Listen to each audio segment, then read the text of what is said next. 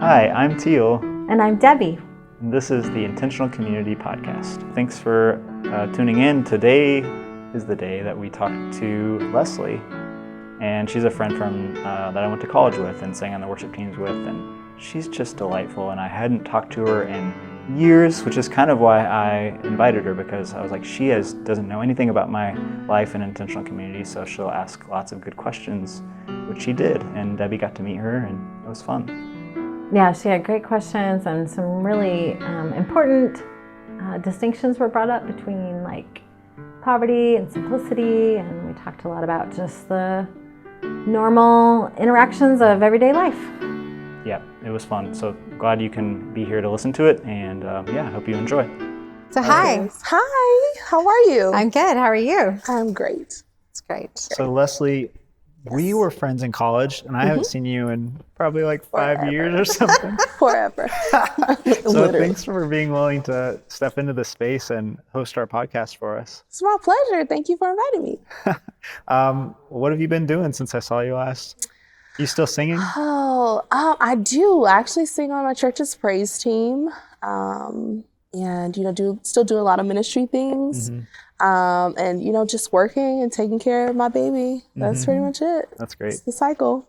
Leslie and I sang on the worship team together. Oh, nice. When I was a freshman, I went to the first big we called it College Life Sunday night worship service, and I'll never forget sitting in the balcony. And I'm from a pretty small church in Kansas, and the worship team, I had never really heard gospel music. I had never really heard any kind of any high production worship, which I know now, like North Park compared to actual really high production is but to me it was like, wow. Yeah. And Leslie was singing, and it was just like this powerful force, like that nothing I'd ever heard before. And it was just like, so that's my first memory of you, is just like, this is a different kind of music than this Kansas boy knows. And it was something. It was really powerful. And I was like, I hope I don't think I even thought, hoped I could be on that stage. It was more like, I'll never but if I could ever be a part of this, that would be awesome. And I just thought you guys were so cool. It was kind of like the freshman. What an awesome addition you were, though. Are you serious?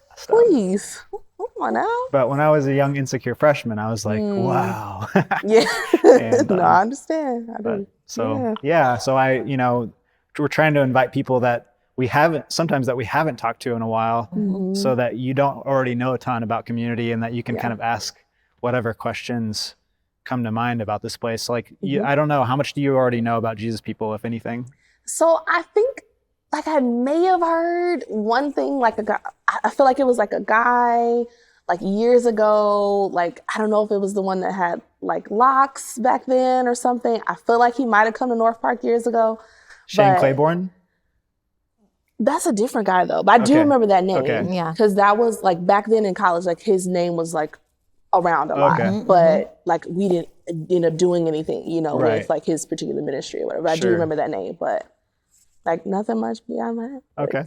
Yeah. So you've just kind of heard about it. That's perfect. Yeah. So what are what would you say your initial questions are for us about what we're doing here?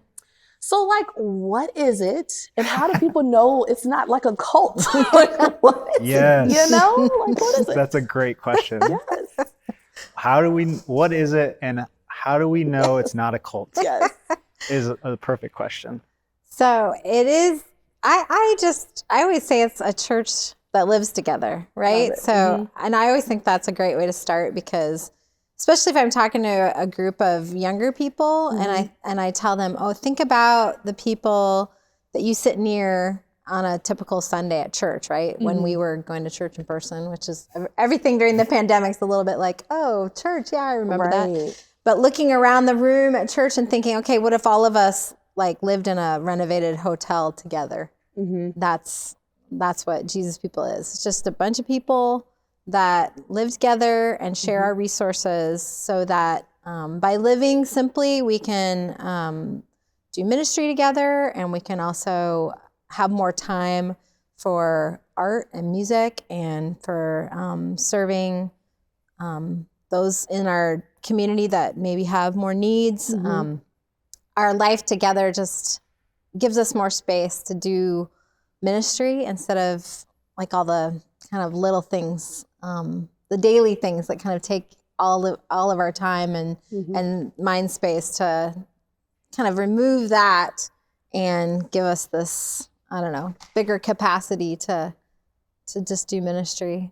Yeah, instead of having to like constantly keep up with like paying all the bills and making enough money, working hard enough to make enough money to support your family, so you can like focus on your relationships and on your faith and how that looks, your relationship with God, your relationship with others, of your family too, and yeah, it takes us out of the rat race a little bit. Is kind of the purpose, and allows us to have different priorities maybe. And so, does that answer the first question of what is it? Church that lives together. How do we know it's not a cult though? How do we know? It's a really I don't know what the like exact definition of what a cult is, but I would say that some maybe red flags of that an organization like ours has gone down a funky path is if there's like one person that's in charge of everything. That's always like, ugh. And so that's like, we've always had a leadership team model.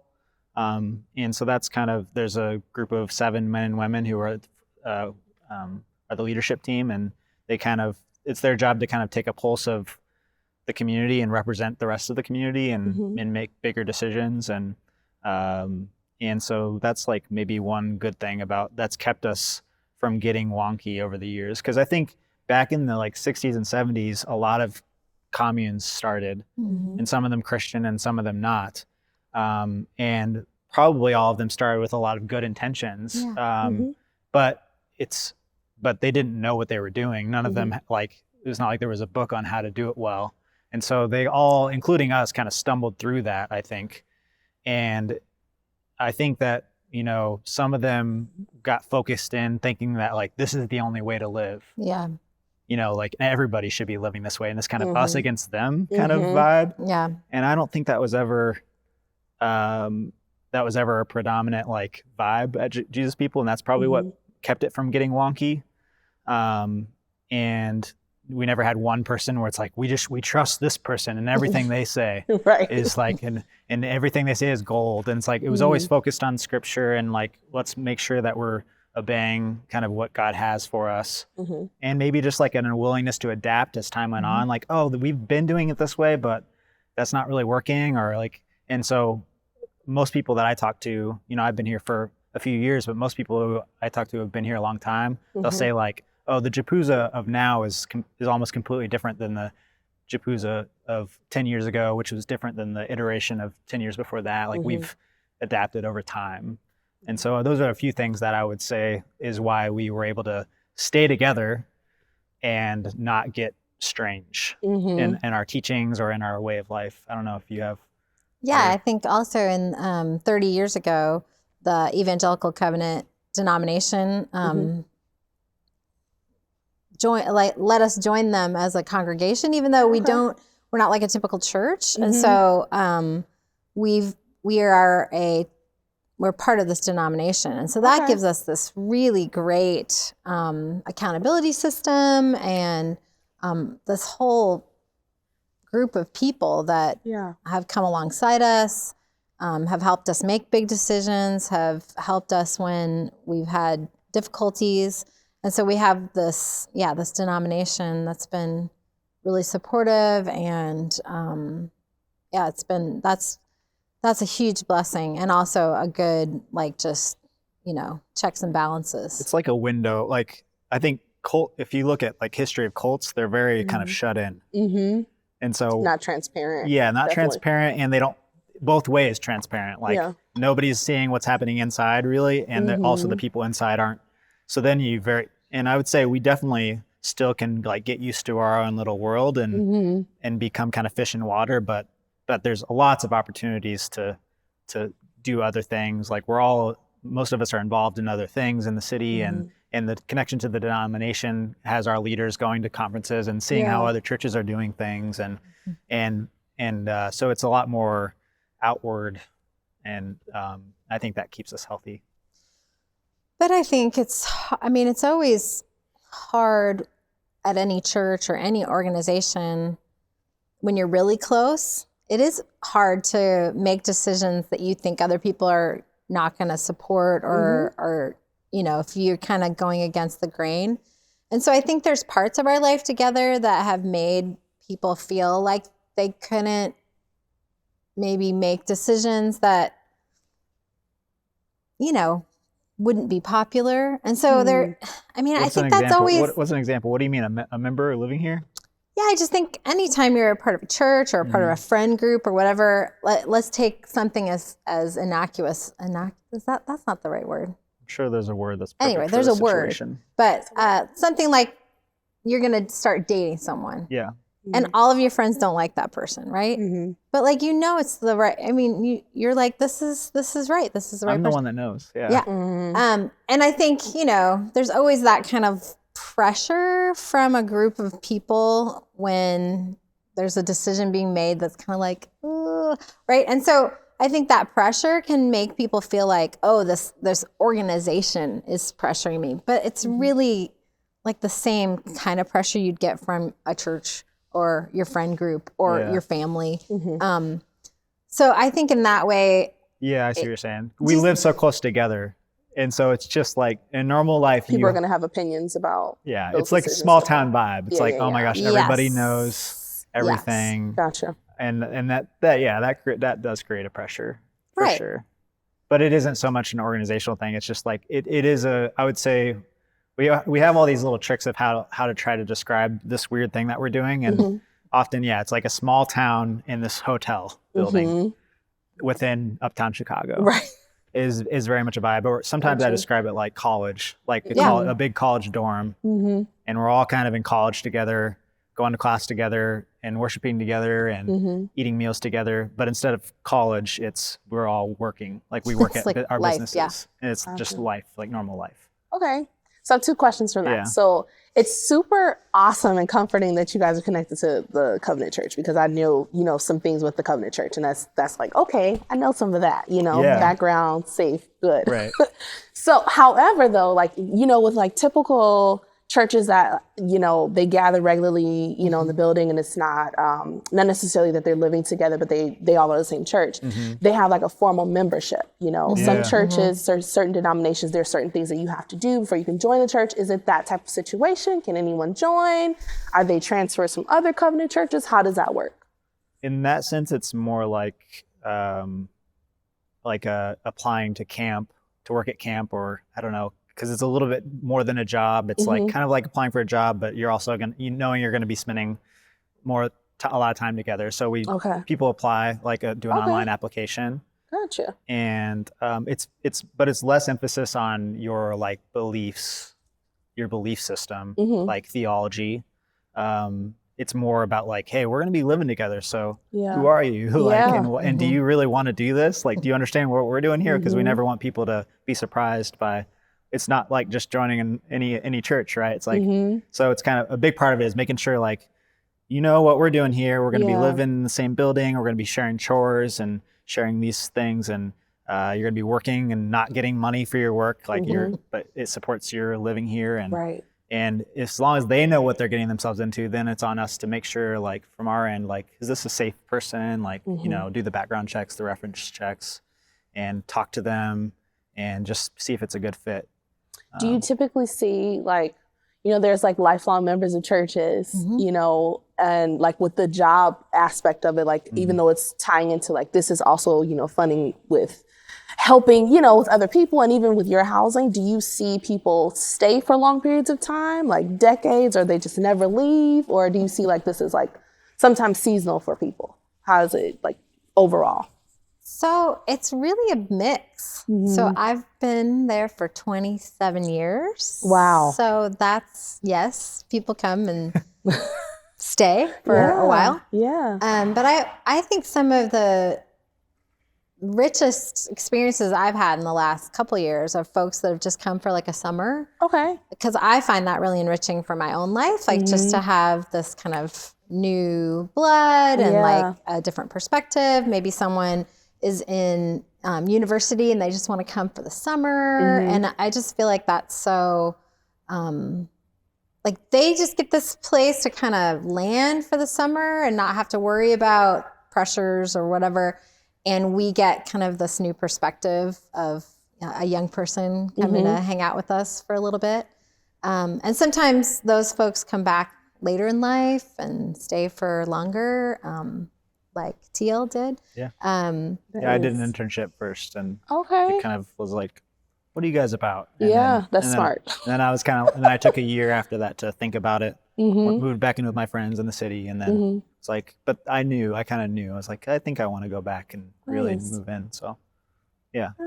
And people stay for, a couple years or a couple decades. And we've had folks that have been with us for decades go ahead and move out after that. And so there's like every different kind of experience pretty much. So maybe that's another, like, it's hard. It's like when it comes to cult stuff, it's like the more you talk about not being a cult, then it's like more suspicious that you are a cult. So I'm trying to find that balance. Like, these are all the reasons we're not a cult. Right.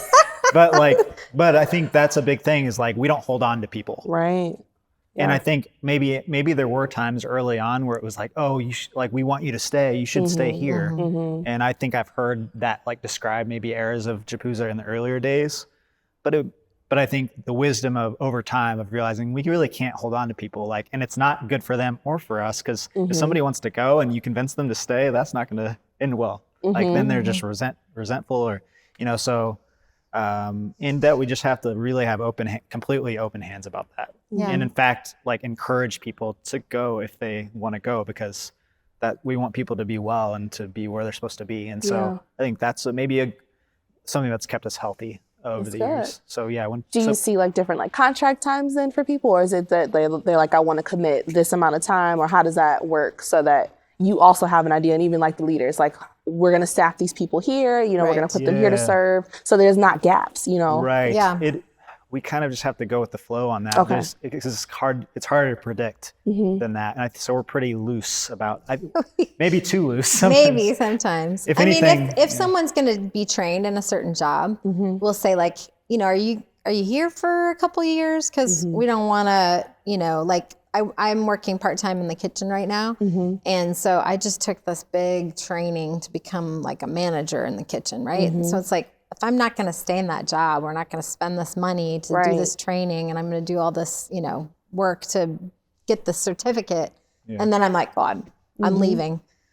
So if someone's getting some training, or like working at the coffee shop, or getting trained to be a caseworker at the shelter, then we'll ask like, oh, it'd be great if you'd make a couple year commitment before we do this training.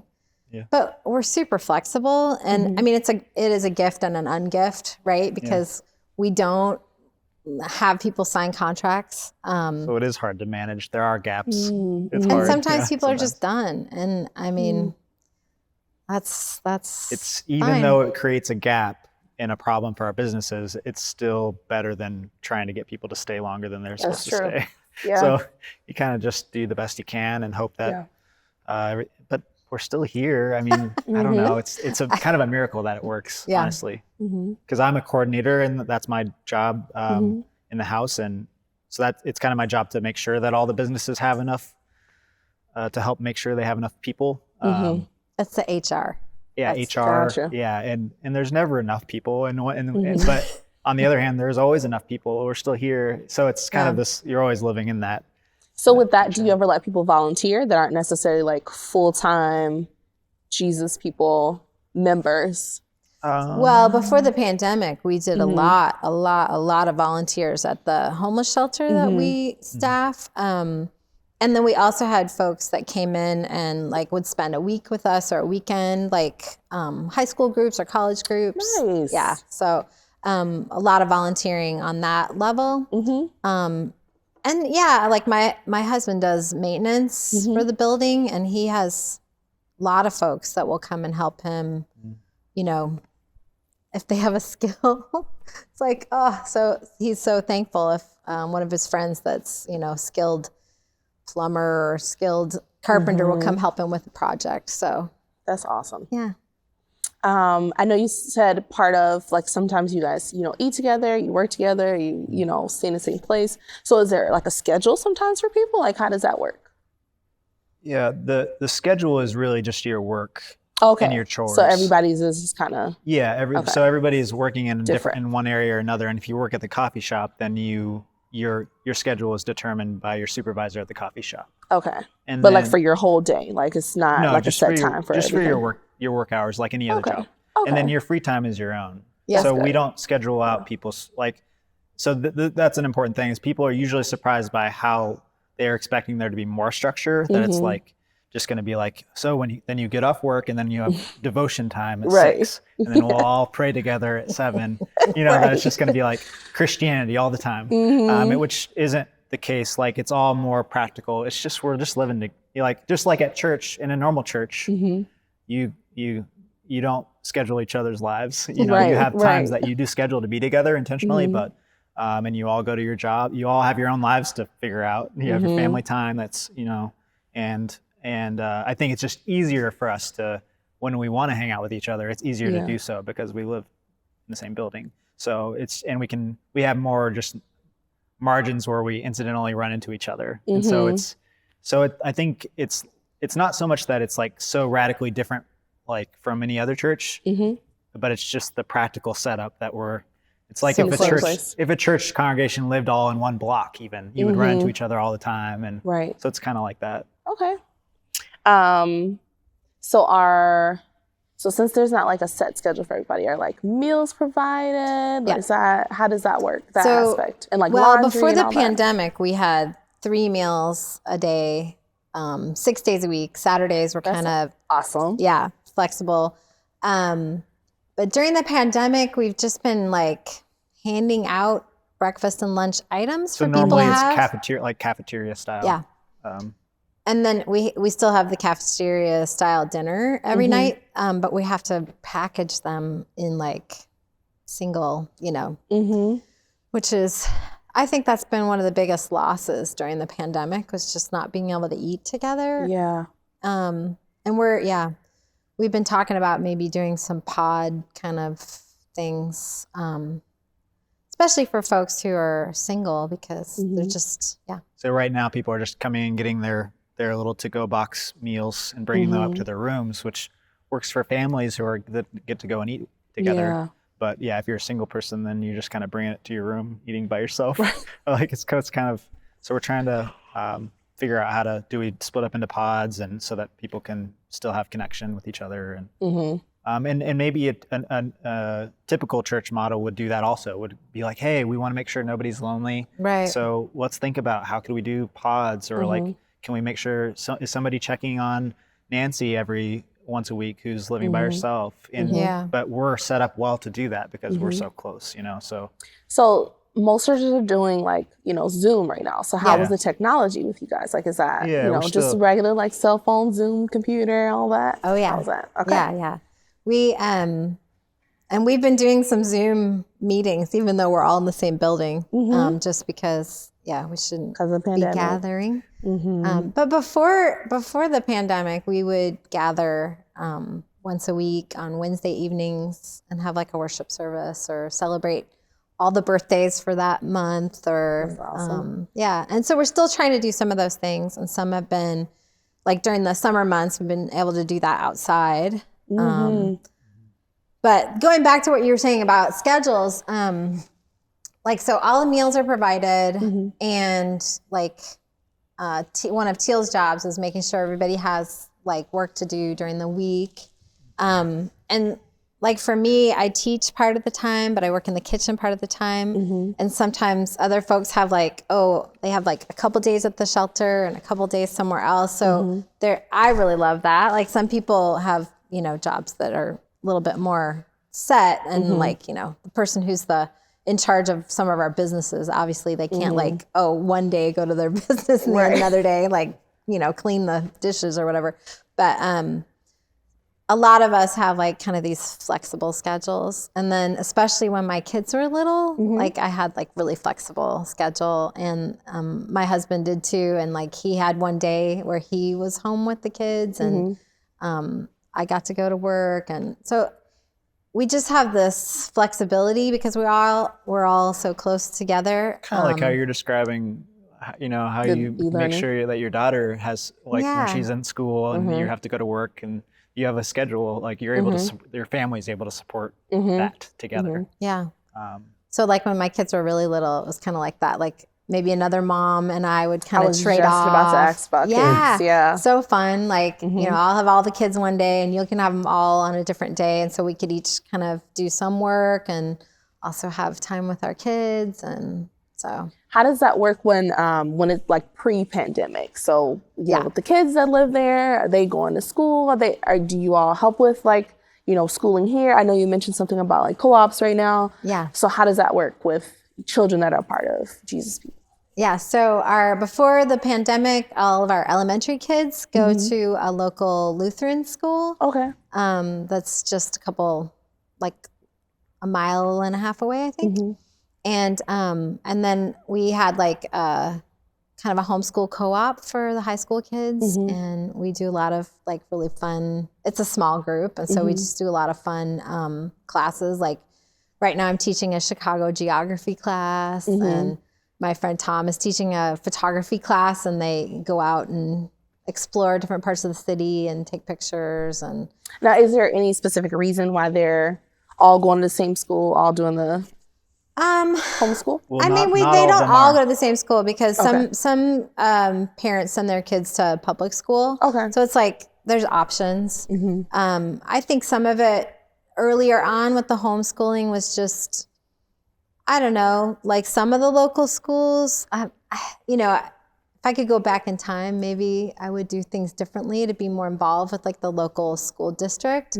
But I think some of it was just like, oh, we kind of know what we want to teach and how we want to teach it, and like being able to really be rigorous and like, I don't know. And we had the resources to offer our kids really like a lot of attention. The teacher to student ratio, I mean, specialized, a lot of flexibility. If one kid wasn't really doing well in the classroom setting, maybe they could just do some more practical stuff, like work at the coffee shop or something. Yeah. And there's just so much flexibility for that. And we had people that had the skills to teach. And so, I mean, they got really good. I mean, it was good for the kids in a lot of ways, but in other ways, maybe we didn't have as much connection with the neighborhood as we would have if we could have thrown all that support and resources behind a school in our neighborhood, you could argue. So, but hindsight, but I don't know. Yeah. If we had another, like, we don't have as many kids now as we did through the 90s and early 2000s, but I don't know. I think we would reassess, certainly have a conversation if we were to have another big group of kids that through school age. Yeah. It's a good question. Okay, I have this question. So if it's the same person, I don't know. I don't think it was him. Like, I want to say there was someone else that came, and he wasn't this, okay, there was one speaker that was just basically like, you know, At North Park? Yeah. He was like, basically everyone should be poor, and, you know, that's just it, you know, but because it's a gift and all that or whatever. Yeah. And then there was another one that was kind of like the same thing, like you like, let's share the resources that we have, like, it, you know, made a little more sense, you know. Yeah. So on that end, when I was talking to our campus pastor, I'm like, no, you know, no. Because we came from like poverty. So I'm like, I know God has told me that he wants me to prosper and to be able to be a blessing to other people, you know. And so on that end, I know you guys aren't like, you know, like everybody just have nothing, you know, you're sharing it, you know. So I feel like for people that have come from poverty, or even people who are in the middle space or what have you, it would be easier to like, this is an awesome idea to share what we do have, where we all have more, or we all have like a, you know, even kind of, you know, playing field almost, you know. So how then do you reach out, or how do you feel like has been the response from those who have more, you know, who are like, you want me to get rid of what? You want me to share what? You want me to downsize to what? You know, like, how do you reach to those, you know, people that have, you know, I guess maybe even acquired a certain level of wealth even, or even that's a really good question. items for themselves. You know what I mean? Like, because I mean, obviously they could bring more to share with other people, but, you know, some of them have like, I've built this up now. Right. And know. we would never ask anyone to give up whatever, right? Like that's a big thing of, I mean, there have been people who've come and stayed with us for a couple of years and then gone back to, you know, the house they owned, or, you know, they rented it out while they. Their savings account that has, Yeah. you know, that we don't ever, we don't want people to give us any money when they move in, like, because that can get really, another reason that we're, you know, anyways. Well, Give us everything. this is a really important thing, right? Like we're not advocating poverty, right? Like it's just more like simplicity, right? Because like this is legit early church stuff. Like this is, if you have a need, we as a community are going to meet it. We're going to give, you know, we're going to make sure everybody has what they need type of thing. That's what it sounds like at least. Yeah. Yeah. And I mean, we have computers, we have, you know, a lot of folks have really nice iPhones, and different things, you know, it's not like a poverty. It's not like a vow of poverty. It's just like a, it's okay. My child is like, I love it. Just living a little more simply, right? And this idea of, just being mindful of what other people need, or even just, I don't know, just not being in that rat race of trying to compete, right? But that doesn't mean that we don't like to have nice things, or that we like would tell someone, oh, don't buy that nice, you know, those nice boots, right? You do. Thank you. I mean, you look cute too. So it's not about poverty, and that's a really important distinction. But that question about, like, basically you're talking about like it's kind of a privilege question, and like there is something about like, hey, we should like kind of live simply and live all together in a big house. There's like a white privilege piece to that. Yeah. If you're not, especially if you're not thinking about it at all, if you're not cognizant of it, because it's like what you're saying is like, no, I was already poor and living simply and living in a big house with everybody by necessity, is some folks' stories, right? And so I finally made it. I finally got some stuff and like am comfortable. I'm not like so it's a little bit of a privilege thing for me to like, as like a white guy who had money growing up, to be like, well, money didn't make me happy, and so now I'm gonna like come, you know, it's like voluntary poverty or something like. And so that is a dynamic that I think we're still unpacking now. That like we wouldn't have been able to necessarily articulate 20 years ago when we. I think the way you guys frame it though is not in a way that it would be offensive to the impoverished though. I was more so saying like, even for like I said, like people that have kind of gotten to a certain level even of wealth, you know, or have acquired, or, you know, or even not necessarily they built up this, they just, you know, like you said, they had, you know, money. Like what do you think like would draw them in to kind of to live simply? Well, my story is that like, oh, I did experience, I know what it's like to have money, and my family has money, and it's not like it's bad or evil, but it's I'm very aware that in itself doesn't bring happiness. And it's like, and my family is very generous, and I think they're great. But I'm very much, I don't have any illusion that like that is the answer or like solves your problems, just to have money. And so for me, I was very fascinated, and that's kind of part of what drew me here is like, I don't want to make my life about trying to make money, because I know that that's not what's most important. And so if you've never had money, you might actually think that you might think it would solve your problems. But if you had money and it didn't solve your problems, then you know already. So it's kind of, I don't know, that's my story in it. So I think that some folks come because they made money, they tried that, and then they like, you know, came here for something different. Yeah. And I think, you know, you can live in community and not really experience community, right? And you can have a lot of money and still feel like you don't have enough. And I think, you know, I know a lot of people who have quite a bit of money that are really generous, who are living out the gospel, who are creating community around them, that are using their resources to really do kingdom work. Yeah. And so for me, it's not an either or, it's not I think I look at their life and I think, oh, it would be nice sometimes to have more resources so that I could bless people more. Cause like I've had situations where I have a friend or a family member who's really struggling. And I think, man, if I just had a little disposable income that I could throw their way, time. I have other resources, but I don't have a lot of money to just, give to a GoFundMe or, all these things. That's really in this day and age, this cool way to help people, right? Okay, so you kind of choose your strategy. Do you want to spend a bulk of your time making money so that you can be generous and help people in a lot of ways? Yeah. Or do you kind of like, I'm going to spend my time like not making money, but doing this kind of unique thing where it all of a sudden frees me up to have a lot of time and a lot of other kinds of resources to help people.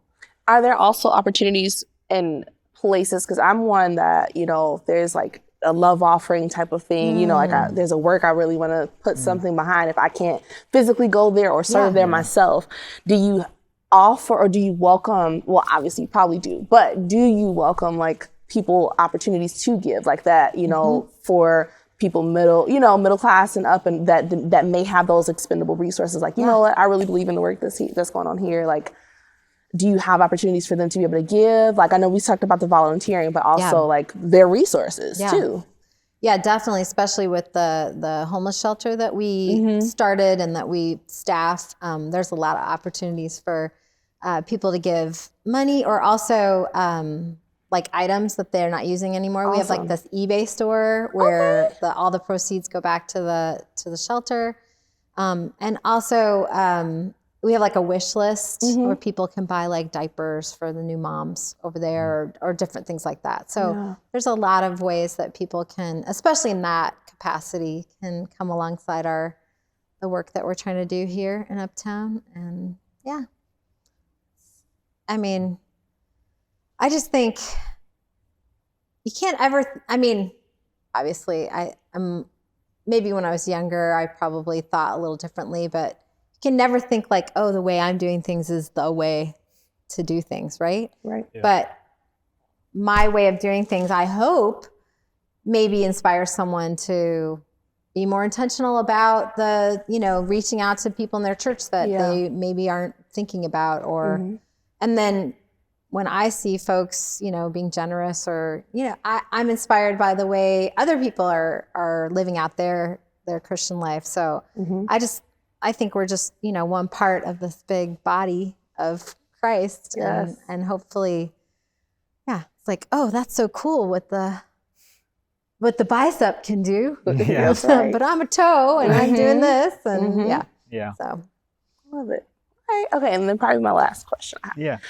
So I'm a worship leader, right? I also love, languages and, do some sign language, etc. Nice. Yeah. So I think it's kind of like a two-part question. So what does your worship look like? And then how do you, because you would know this from North Park too. Well, I don't say the name, but our school. That's fine. It's not a secret. Out the mouth. Not a secret. But our school, wanted to try and have our worship be like reflective of our congregation. So not only in like, style and language, like what does your worship look like? And then also do you serve any like in the deaf community or like Spanish speakers, immigrants, that type of population that, are a little at risk or, Yeah. It's a funny That was question. actually like 4 questions. No, it's Sorry. okay. That's great. It's a good question. I think we're still probably figuring that out. We're in a funny place with like specifically like church, like a Sunday worship service right now. We're kind of like in this place of in between, especially with the pandemic. But I would say our musical worship like culture at Jesus People has a lot of roots in like in the 60s and 70s kind of has that.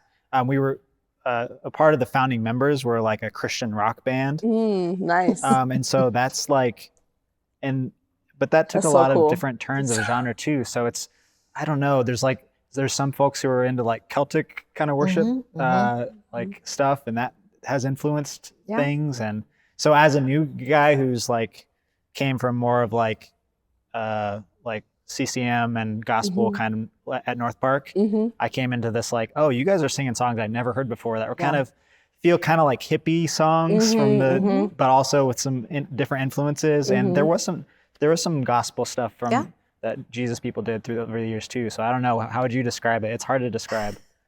I just think it's a part of our DNA just to be creative, right? And so the music has always reflected that. And we've had so many different bands and original songs written by members of our community. And I was in a bluegrass band for a little while, and we would sometimes lead worship. And so it's, I don't think that we have any specific style. And that, I mean, I think for a little while we tried to kind of put all the different styles aside and kind of like, okay, let's just try this.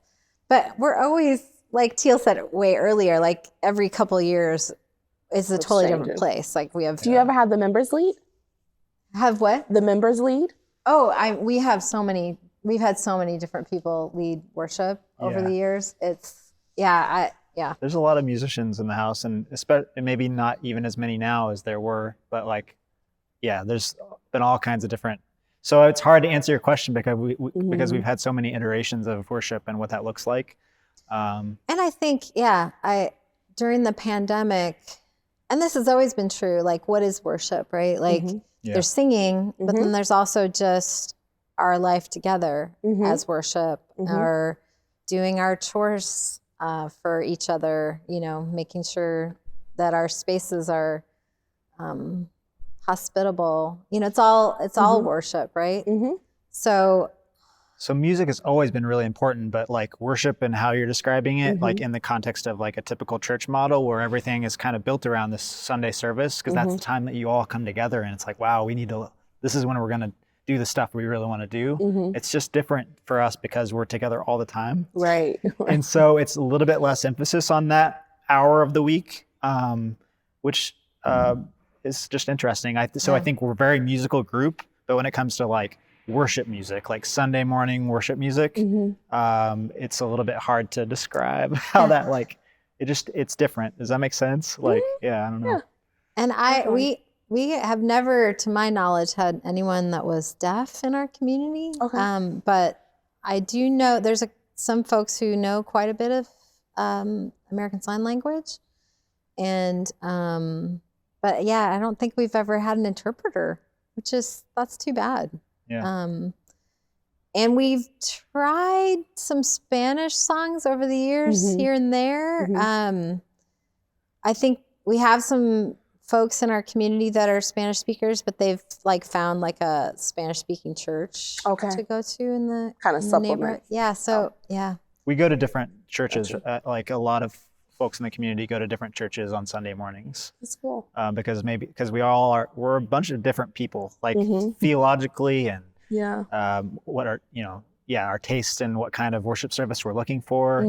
We're all coming from different places, and so you can't really nail down like this is the theological beliefs of Jesus people or how we do church here. We're kind of a hodgepodge group of people, and so. So that might be part of what makes it complicated to try to describe our worship style. But I think we're figuring it out. Ask us again next season, episode 36. We'll see if we've gotten anywhere on that. Gotcha. Yeah. I always like to ask. I say always. It's the second time. Always like to. We want to ask all of our guest hosts. What if you were to move in? If you were like, and there's no pressure, obviously, but I'm not trying to get you. Listen, I'm putting it in the pocket. Never about good. that. Yeah, I'm never gonna try to convince anybody to come because then if they don't like it, then it's on me. So, if you were to be moving in though, what would be your biggest? What do you think would be the biggest challenge for you to live communally, and what would be the biggest gift that you'd be excited about? I had another question. I was like, ooh, I don't want to ask. I've been asking like a million questions. But anyway, I think my biggest thing would be I'm such an introvert. Like I'm an extroverted introvert. Like, so like, you know, I can talk to people, and then my people meter will run down Yeah. and it's time to go away, you know? And so I think that would be my biggest challenge, like that I have the place to kind of just be by myself, you know, and be able to retreat and like just think or sleep or write or be away and not see people for a minute. Yeah. So I hope, and then even if there's like a conflict, like even with like my brother, you know, like that was what I was going to ask, like how are conflicts been handled, you know, because everybody lives together. So like even I think of like my brother, like even today, like we had an argument today and he was able to go in his room and I'm like over here, bye, you know, then we'll see each other later and we're fine, you know. But you know what I mean? Like that kind of, that would be like my biggest thing. Like I don't want to see your face right now, you know. That would be it. And then what was the other question you had? Well, what would be the biggest challenge and the biggest gift? The biggest thing gift that you'd be excited about? I think the biggest gift would probably be for my daughter, you know, because I'm a single mom. And so kind of like I have like that community now that's like, I mean, my family and her family have really come together to just really be an awesome, you know, what do I call them? My, oh my gosh, I'm blanking. But anywho, they're like my, there it is. Thank you. Word? Yes, that's exactly what I was looking for. Gotcha. They're like, they literally have become like our village now, you know what I mean? And so like they really help to, you know, rear her, be there for her when I have to work, you know, that type of deal. We'll do anything for her, love her like I love her, you know? And so I feel like just listening to from, you know, kind of like your testimony of like, you know, raising your kids in here, like and being comfortable, and then even other moms feeling safe enough to leave their child with other moms. Like just because you're a mom doesn't make you a good mom, you know? So, but the fact that you live with these people, you get to know them, you know what I mean? So, you know, like you're safe with this one, you know what I mean? So I think that would probably be a blessing. And then she doesn't have any siblings right now, you know, not until I get remarried. When I get remarried, we'll talk about it. But right now, she doesn't have any siblings. So I think that would be a blessing too, you know, for the kids that are here, she can spend that time with them. So, and then like you said, you're teaching, you know, part-time teaching here, that, that closer attention, she loves that, so. I think those are two perfect examples to talk about the conflict thing that you brought up. Is like, you can't have both. You can't have a village, but then not have conflict, right? Like, so it's like, if you want a brother to help you rear your kid, you're also going to have some fights with your brother, right? Absolutely. And have to see him again later tonight and figure that out. And it's that you already know the answer to your question. And if you're asking how conflict happens in our house, like, how is it resolved? Like if it's like if you're in a family that has real relationships with each other and you are able to go at it and then come back together, then you already know the answer to that. I mean, that's basically what it's like with us. On a good day, we're able to hash it out with each other, and we have to because we can't just sweep things under the rug.